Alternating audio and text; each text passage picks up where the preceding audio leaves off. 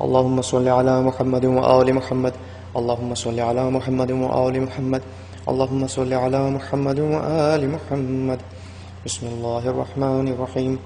مشہور روایت ہے کہ عرب کے کسی شہر میں ایک سنارن رہتی تھی جس کا صرف ایک ہی لڑکا تھا۔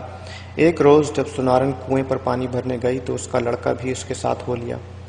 سنارن لڑکے کو کنویں کے قریب بٹھا کر پانی بھرنے لگی۔ کنویں کے دوسری طرف ایک کمہار رہتا تھا جس کی بھٹی اس وقت خوب دہک رہی تھی۔ لڑکا کھیلتے کھیلتے اس طرف نکل گیا۔ سنارن جب پانی بھر چکی تو کنویں کے قریب لڑکے کو نہ پا کر خیال کیا کہ گھر چلا گیا ہوگا۔ واپس گھر پہنچی تو گھر پر بھی لڑکا موجود نہ تھا۔ آخر ماں تھی بہت پریشان ہوئی اور روتی پیٹتی اپنے لخت جگر کی تلاش میں دوبارہ گھر سے نکلی۔ کنویں کے قریب آئی، جگہ جگہ ڈھونڈا، سرگرداں و پریشان پھرتی رہی، ہر ایک سے پوچھا مگر کوئی سراغ نہ ملا، کہیں پتہ نہ چلا۔ اسی طرح شام ہو گئی۔ یکایک شور ہوا کہ سنارن کا لڑکا کمہار کے آوے میں گر کر جل گیا ہے۔ یہ سن کر اسے انتہائی صدمہ ہوا اور اس قدر روئی کہ غش آ گیا۔ عالم غشی میں کیا دیکھتی ہے کہ ایک معظمہ نورانی چہرہ نقاب پوش تشریف لائی ہیں اور فرماتی ہیں کہ غم نہ کر، تیرا لڑکا بہت جلد تجھ سے ملے گا۔ تو نیت کر لے کہ اگر میرا لڑکا صحیح و سالم بھٹی میں سے زندہ کھیلتا کودتا نکل آئے تو میں جناب سیدہ سلام اللہ علیہ کی کہانی سنوں گی۔ سنارن نے فوراً عالم غشی ہی میں نیت کر کے منت مان لی۔ جب آنکھ کھولی تو واقعی سنارن نے دیکھا کہ لڑکا خدا کے فضل و کرم سے ہنستا کھیلتا زندہ سلامت چلا آ رہا ہے اور ایجاد جناب سیدہ سے اس کے جسم پر آگ نے کوئی اثر نہیں کیا، یہاں تک کہ لباس بدن بھی محفوظ رہا۔ اللہم صلی علی محمد وآل محمد۔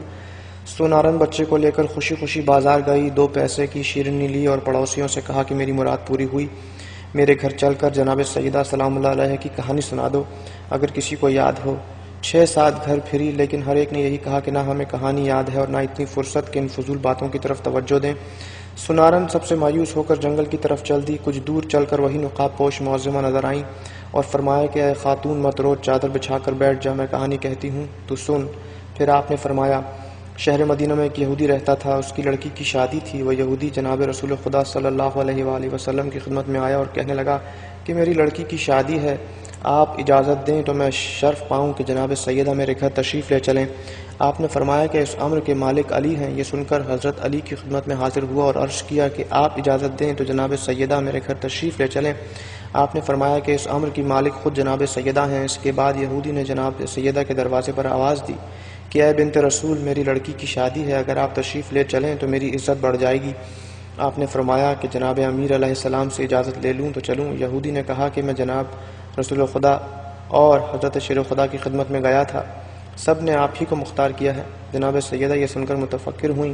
اتنے میں جناب رسول خدا خود تشریف لے آئے اور جناب سیدہ نے فرمایا کہ بابا جان، یہودی کی یہاں سے آدمی آیا ہے، آپ کیا فرماتے ہیں، اس کے گھر جائیں یا نہ جائیں؟ آپ نے فرمایا بیٹی تم کو اختیار ہے۔ جناب سید نے عرض کیا کہ بابا جان، آپ کی سخت توہین ہوگی کیونکہ ان کی عورتوں کے جسم پر عمدہ اور نفیس لباس و زیورات سے مزین ہوں گے اور میرے پاس وہی پھٹے پرانے کپڑے ہیں جس میں جا بجا خرمے کے پیوند لگے ہیں۔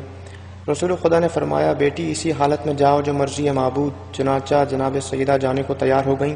اپنی ڈیوڑی تک نہ پہنچی تھیں کہ حوران جنت آسمان سے نازل ہوئیں اور جناب سیدہ کو لباس فاخرہ پہنایا۔ کچھ حوریں دائیں اور بائیں اور کچھ پیچھے اور کچھ آگے روانہ ہوئیں۔ اس شان سے جناب سیدہ کی سواری یہودی کے مکان پر پہنچی۔ جو ہی آپ یہودی کے مکان پر پہنچی تمام مکان آپ کے نور سے روشن ہو گیا اور ایسی خوشبو پھیلی کہ دور دور تک خوشبو محسوس ہونے لگی۔ یہ شان و وقار دیکھ کر تمام یہودی عورتیں بے ہوش ہو گئیں۔ تھوڑی دیر کے بعد سب کو ہوش آیا مگر دلہن کو ہوش نہ آیا۔ لاکھ تدبیریں کی مگر سب بے سود ثابت ہوئیں۔ دیکھا تو معلوم ہوا کہ روح قفس عنصری سے پرواز کر چکی ہے۔ آنن فانن شادی کا مکان ماتم کدہ بن گیا۔ جناب سیدہ کو یہ دیکھ کر بہت تشویش ہوئی اور فرمایا کہ اطمینان رکھیے، ابھی ہوش آ جاتا ہے۔ اس کے بعد فوراً آپ نے 2 رکعت نماز پڑھ کر دعا کے لیے ہاتھ بلند کیا اور کہا کہ اے میرے معبود، میں بنت رسول ہوں، صدیقہ نام رکھا ہے تو نے بطول کا، جھوٹا نہ کیجیو مجھے صدقہ رسول کا۔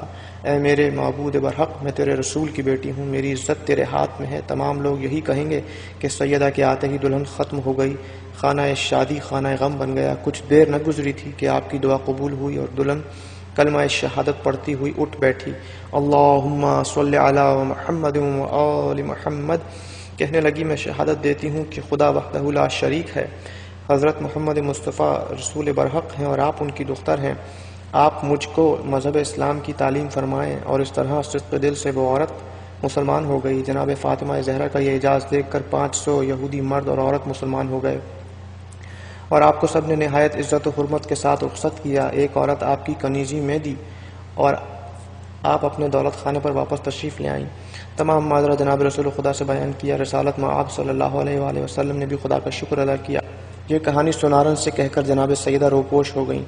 سنارن جب اپنے گھر واپس آئی تو کیا دیکھتی ہے کہ جن جن لوگوں نے کہانی سننے اور سنانے سے انکار کیا تھا اور فضول سمجھا تھا، ان کے گھروں میں آگ لگ گئی تھی۔ جس طرح سنارن کی مراد پوری ہوئی، خداوند عالم جناب سیدہ صلوات اللہ سلام اللہ علیہ جملہ سننے والوں کی مرادیں پوری کرے۔ آمین ثم آمین بحق محمد وآل محمد۔ اللہم صلی علی محمد وآل محمد۔ اللہم صلی علی محمد وآل محمد۔ اللہم صلی علی محمد وآل محمد۔ اللہم صلی علی محمد وآل محمد۔ اللہم صلی علی محمد وآل محمد۔